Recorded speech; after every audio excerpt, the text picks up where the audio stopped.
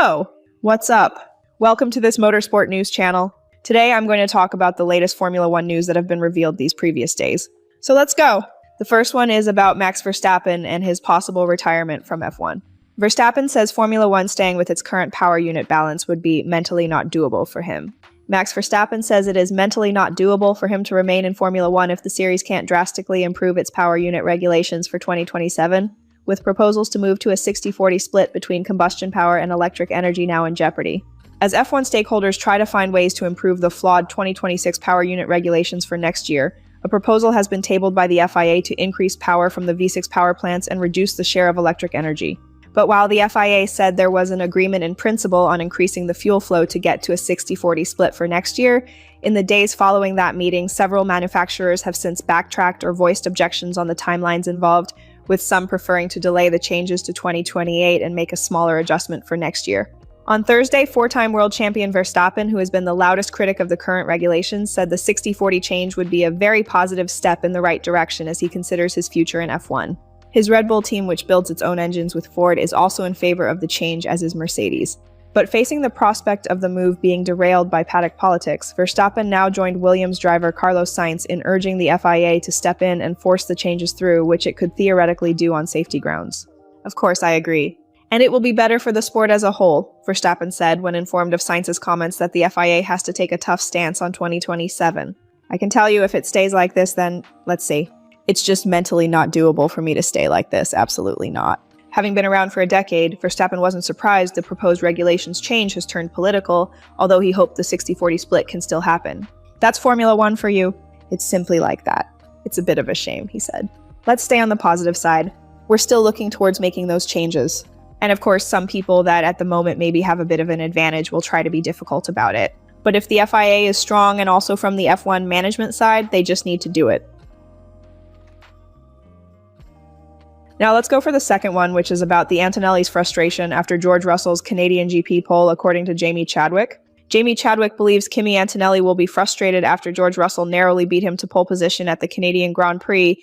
Three-time W Series champion and Sky Sports Formula 1 pundit Jamie Chadwick believes Kimi Antonelli will be left feeling frustrated after being narrowly beaten to pole position by his teammate George Russell during qualifying for the Canadian Grand Prix. As the clock ticked down to zero in qualifying at Circuit Gilles Villeneuve, Antonelli looks set to take pole position for Sunday's race with a time of 1:12.646. But his experienced teammate, who had already won the sprint race earlier on Saturday, knocked him off the top spot at the last moment with a time of 1:12.578. I don't think George Russell was expecting pole position, Chadwick told Sky Sports F1 after the qualifying session. That whole session was horrible for him. He seemed to have an issue and Kimi Antonelli had a big advantage. It was only really the last lap when it came to him, so I am sure there is a sense of relief and elation. Anytime a sports person performs or bounces back under pressure, it has double the effect. It looked like anyone could be up for pole for the whole session. Isaac Hadjar was up there at one point, and then eventually it sorted itself out and we had the order it should be. She added, Kimi will be a bit frustrated. He was so strong throughout the session. I think he has had more consistent pace than George throughout this weekend, and that is going to be important for him in the race. George seemed to have put a lap in when he needed to, but Kimi looks like he had the lap in him easier in that session. While the Mercedes drivers will take up the front row on the Canadian Grand Prix starting grid, McLaren's Lando Norris and Oscar Piastri will start from third and fourth on the grid, with Ferrari's Lewis Hamilton rounding out the top five. And now I'm going to talk about other news like how Hamilton avoided Canadian GP grid penalty. Hamilton will line up fifth on the Canadian Grand Prix grid after avoiding a penalty for impeding. Seven-time world champion Lewis Hamilton has been cleared of allegedly impeding Pierre Gasly in Canadian Grand Prix qualifying, which means the Ferrari driver retains his fifth place on the starting grid. Hamilton made a trip to the FIA race stewards 1 hour after qualifying for allegedly blocking Alpine driver Gasly at the Circuit Gilles Villeneuve. On his first flying lap in Q1, Gasly encountered Hamilton, who was on an outlap, on the run down to turn 8. Hamilton appeared unaware of Gasly approaching as he weaved to warm up the tires. Explaining the incident to the stewards, Hamilton said that both he and his Ferrari team didn't think Gasly was on a flying lap. And because the incident didn't change Gasly's Q1 result, with the Frenchman advancing to Q2, they didn't feel aggrieved by Hamilton's actions. The driver of car 44 explained that he was under the impression that car 10 was not on a push lap, and his team confirmed that it had the same opinion. The driver and team representative of car 10 stated they did not consider this to be a case of unnecessary impeding. The stewards therefore determined to take no further action. Hamilton qualified fifth in Q3 behind the leading cars from Mercedes and McLaren, as he is set to share the third row with Red Bull's Max Verstappen. Gasly had struggled all weekend with the behavior of his car, taking his Alpine out of park firm after sprint, qualifying to use Saturday morning's 23-lap sprint as a glorified test run. But his fortunes didn't improve in qualifying as contact with a groundhog in Q1 caused lasting damage, which prevented him from qualifying higher than 14th in the next segment. Mercedes driver George Russell claimed pole with a last-ditch effort, beating teammate Kimi Antonelli's time to claim his second pole of the 2026 season. McLaren's Lando Norris and Oscar Piastri will line up on the second row on Sunday when wet conditions are a realistic possibility. And the last news, now I'm going to talk about Max Verstappen's statements after Montoya told that he should face a race suspension. Max Verstappen has hit back at Juan Pablo Montoya after the former F1 driver suggested he should face a race suspension. Max Verstappen has dismissed recent comments from former Formula One driver Juan Pablo Montoya after the Colombian suggested the four-time champion should face a race suspension for openly criticizing the championship's new regulations. The comments from Montoya stemmed from a somewhat frosty reception to the new 2026 regulation changes. In the early stages of the season, Verstappen described them as Formula E on steroids, while many others likened the racing to playing Mario Kart. During an appearance on the BBC Checkered Flag podcast following the Miami Grand Prix, Montoya said, "You've got to respect the sport. For me, what the drivers were doing, I'm okay you not liking the regulations, but the way you were speaking about what you're living off in your own sport, there should be consequences for that." When asked what he thought would be an appropriate consequence, Montoya added, "Park him. Yeah, add 7 points to the license, 8 points to the license. Whatever you do after, you're going to be parked." And I guarantee you all the message would be different. I'm not saying don't be outspoken, but don't come and call an F1 car a Mario Kart. Verstappen was asked about the comments in an interview with De Telegraph. I don't know what his problem is. I also don't care much for someone who talks so much nonsense. I just don't understand why types like that get paid by the management of Formula One, as he sometimes works for them, the Red Bull driver said. Surely you don't want someone like that in the paddock who spouts so much rubbish? I think it's a case of, I say something different from everyone else, so I'm relevant. It doesn't bother me that much. It's his problem. I live my life and won't let it influence me. And the last news, now I'm going to talk about how Mercedes plans to avoid what happened with Rosberg and Hamilton in 2016, and now with Antonelli and Russell.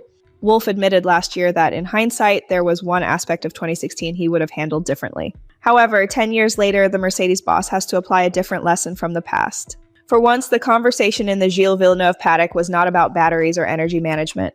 Instead, the focus was firmly on the on-track action. During the Formula One sprint race for the Canadian Grand Prix, the battle between Kimi Antonelli and George Russell flared up for the first time. The young Italian attempted a move around the outside at turn 1, but was forced onto the grass when Russell closed the door. It left Antonelli frustrated as he argued that he had his mirror alongside Russell. However, when it comes to overtaking around the outside, the FIA's racing guidelines do not focus on mirror overlap, but on the position of the front axle.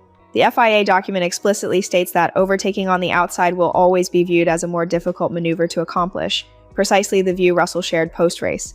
As kids in karting, we know that there's a certain element of risk that comes with overtaking on the outside. They are amazing overtakes when they come off, but the chances are quite slim. More important than determining exactly who was right is how this affects the internal battle at Mercedes and how Toto Wolff chooses to handle it. Antonelli was frustrated behind the wheel to the extent that Wolff felt compelled to come on the team radio twice. The second intervention came after Antonelli's most interesting remark. "If we need to race like this, then good to know." The championship leader fumed.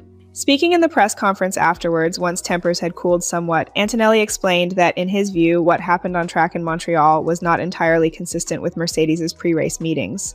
"Obviously, we do meetings before races, and that's what we say in the room. Then, of course, we race to win, and we try to do our best to defend our position. So probably I understood the significance of that meeting a bit differently." Asked by motorsport.com whether he would change his own approach if this kind of racing is deemed acceptable, Antonelli continued, "For sure. I think we probably just need a bit of clarity, and then once it's clear, then it's all going to be fine, I think. Definitely, I need to probably ask again. We all want the best for, first of all, each other, but also for the team. So for sure, we will clarify, and then everything's going to be fine." That final point is naturally the most interesting one. How the conversation after the sprint race will unfold, and whether Mercedes already feels the need to tighten its rules of engagement. Recent history offers two interesting examples. Last year, McLaren tried to manage the battle between Lando Norris and Oscar Piastri through the much-discussed papaya rules. That term quickly took on a life of its own, and earlier this year, several McLaren team members admitted that the approach may at times have been overly restrictive, making life more difficult than necessary for both the team and both drivers. It is, however, a fine line to walk, over-regulating versus allowing tensions to rise too high and eventually reach boiling point on track. Wolff has plenty of experience with the latter from the Lewis Hamilton-Nico Rosberg title fight in 2016. Last year, during a remarkably candid media session at Zandvoort, the Mercedes boss shared some revealing reflections on that period. I mean, I was quite green at the time also. And I tried to, we always were open and transparent in terms of how we would handle the cars and everything. Wolff started. Where it got more difficult, I guess, was when Lewis had an engine failure in the lead in Malaysia, and that was very difficult for him to take. And from then on, the mistake that we've done is that we tried to finish the season with as little controversy as possible, rather than to say, we'll win the championship anyway, constructors and drivers, let it roll. And that is something I would maybe do differently today if we were ever to be in a luxurious position like this. Those are remarkably open comments, yet this situation is fundamentally different for two reasons, meaning Wolff cannot simply do what he suggested in Zandvoort. Most importantly, it is still early in the season and the competition is significantly closer than it was back then, particularly McLaren. Neither world championship is anywhere near secure now, meaning Mercedes cannot afford to give both drivers complete freedom. Another important difference is that Mercedes does not appear to be facing a repeat of the Rosberg scenario, where one of its drivers leaves F1 at the end of the season. Antonelli remains Mercedes' long-term prospect, while Russell has many more F1 seasons left in him as well. Of course, the Max Verstappen question continues to linger in the background, but Wolff has repeatedly stated that he sees the current lineup as a good option for Mercedes' future. If he genuinely believes that, then the relationship between his drivers must be maintained. In that respect, Wolff's comments from Zandvoort about 2016 are equally revealing. Even with Rosberg departing, that season still left scars, particularly in the relationship with Hamilton. It was a tough time with Lewis also. We had a really, really tough time around the prize giving when Nico announced it and also in the weeks after. And that's when I said, listen, we've got to sit down, because if we are not talking to each other, then where is this going? And I just want you to know that I'd like you to be in the team for a long time. You're the best driver. If you think we're the best team, then we need to just sit down and agree to disagree or put all those points out. And what we've really learned is that you need to communicate. That lesson applies again today, starting with the clarity Antonelli is asking for, and then ensuring that the relationship between the two drivers remains healthy, even with the eyes on the biggest prize. The competitive picture is different from 10 years ago, which means Mercedes must keep a firm grip on the situation, although the level of freedom it can afford its drivers might change later in the year. But for now, the team must keep control in a way that both drivers can accept, for which clarity is indeed key. It is not only important for the present, but even more for what may be at stake if the title fight intensifies later in the season. One emergency measure would be to threaten drivers with having to pay for the damage themselves, just as Mercedes did in 2016. For now, however, Wolff can laugh about that possibility and prefers constructive talks over financial punishments. Well, we haven't needed that option for a long time, but now I'll have to come up with something again. The Austrian laughed. And finally, we're going to talk about the Bearman's F1 new rules opinion. Recently introduced tweaks to the rules on electrical energy harvesting and deployment haven't made the process of getting a 2026 car around the lap any simpler. It's said that meetings are where minutes are kept, but hours are lost. One lesser documented but still painful consequence of the 2026 Formula One regulations has been the need to map out exactly how the limited quantity of electrical energy can be deployed and recharged to achieve the so-called optimal lap. And that naturally requires a meeting, albeit perhaps unusually a productive one. Since the energy store on an F1 car has a capacity of 4 megajoules, but the rules permit between 6 and 9 MJ to be deployed per lap depending on the circuit, the car is continuously either expending electrical energy or harvesting it. Ahead of each Grand Prix, the FIA publishes a document which not only lays out headline figures such as the deployment limit, but also drills into minutiae such as the low power zones, where harvesting is restricted to avoid large differences in closing speeds between cars. There is an optimal balance to be found in identifying areas where drivers can minimize speed lost by harvesting, and where the available electrical boost can be best deployed to improve lap times. This obviously differs from circuit to circuit depending on the ratio of straights to corners, the length of those straights, and the radius of the corners. It's a lot of numbers on a sheet, Oliver Bearman told media including motorsport.com. And actually, with distances of the lap as well, it's a bit confusing.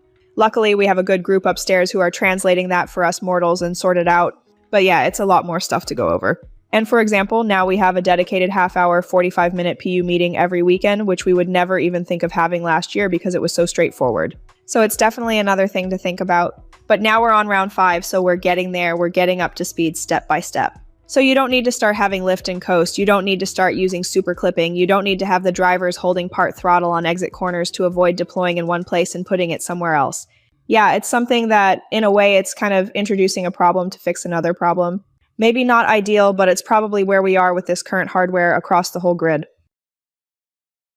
That's all for now. I hope you liked this video. If so, don't forget to give me a like and subscribe.